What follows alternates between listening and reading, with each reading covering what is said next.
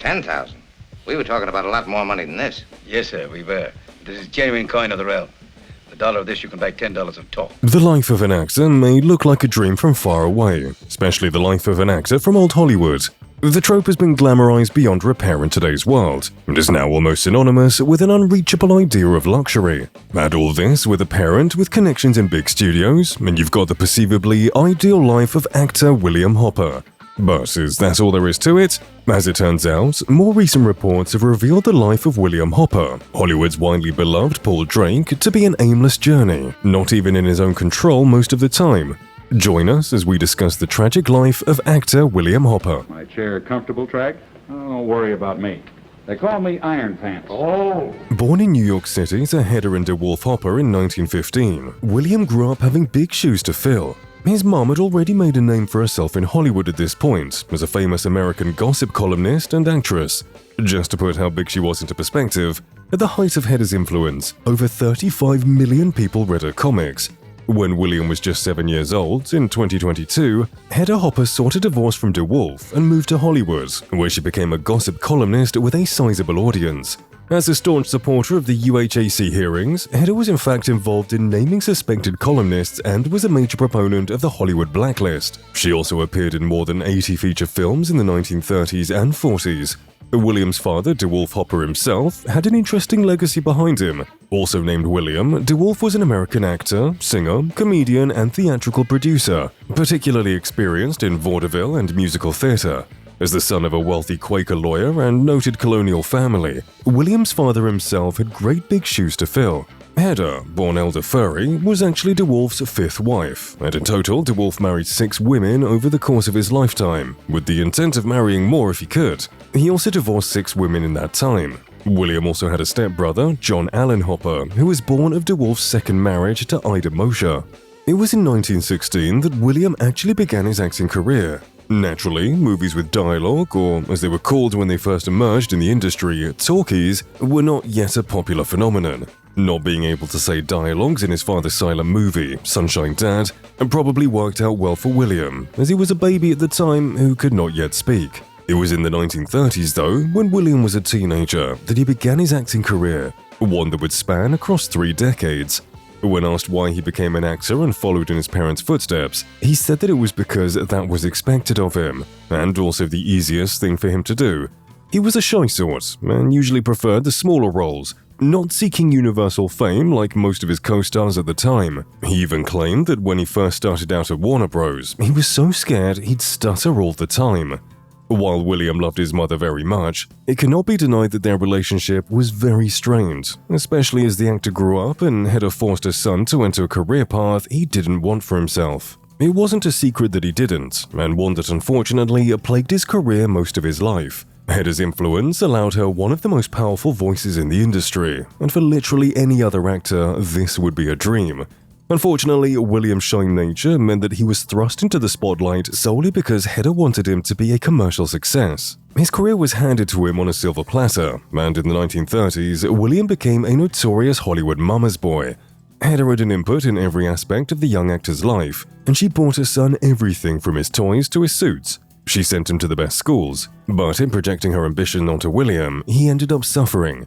According to reports, Hedda did genuinely just want what she thought was best for her son, but in doing so, she often emasculated her son and ended up ruining things for him. He ended up becoming paranoid that his mother was setting up his acting roles for him, and even lost out on opportunities due to her over-involvement in his life. She even got him his first role after giving him an ultimatum in his youth. It was between becoming either a lawyer or an actor, and William chose acting. His first role, a stage appearance at the Pasadena Community Playhouse, was titled She Loves Me Not. William then worked in summer stock in Ogunquit, Maine, and later appeared on Broadway in 1934's Order Please, and later as an ensemble member in Katharine Cornell's production of Romeo and Juliet. Eventually, in 1936, he won a contract with Paramount Pictures and became known as Wolfie Hopper in the end credit sequence of movies like The King Steps Out, 1937's Public Wedding, Over the Goal, The Footloose Heiress, and 1938's Mystery House. Over the course of his career, William starred in many movies, and a lot of these movies did well enough to cement him as an actor worth his salt. William, unlike most men at the time, sought refuge in getting to serve in the United States Navy during World War II as a volunteer with the Office of Strategic Services and as a member of the newly created Underwater Demolition Team. For him, this was a change to get a breather and step away from the suffocating clutches of both his mother and the entertainment industry. During his time serving the United States, and more specifically in the Pacific, he earned himself a Bronze Star and several other medals. Eventually, he returned home after being injured in the Philippines. For 8 years after the war, Hopper became involved in business and sold cars in Hollywood.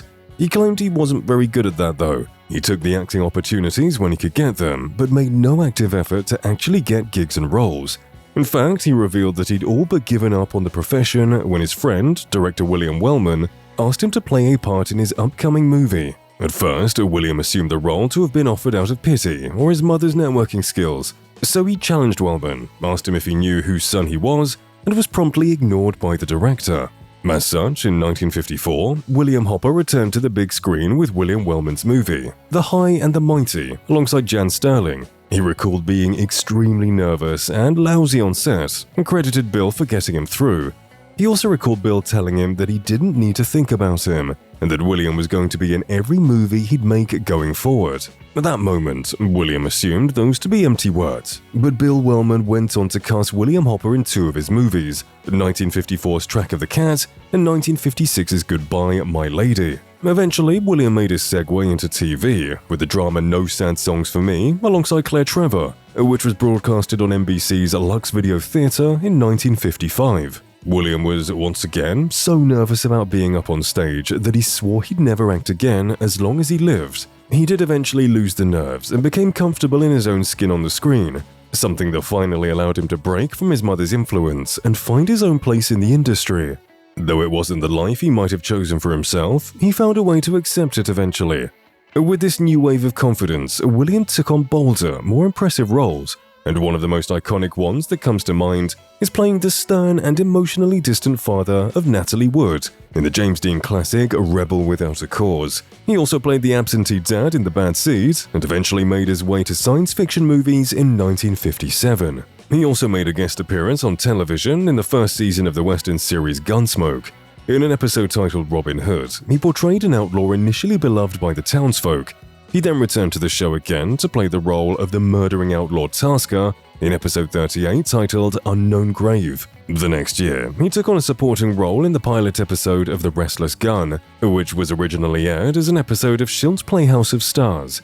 Eventually, after embracing who he was and making Hedda proud of where her son was, William showed up with dozens of other actors to audition for the role of the titular character Perry Mason. He was actively interested in the gig, a rare feat for him, but he ended up getting the supporting role of Paul Drake, losing out to Richard Burr. Years later, he did end up acknowledging that the casting was well done.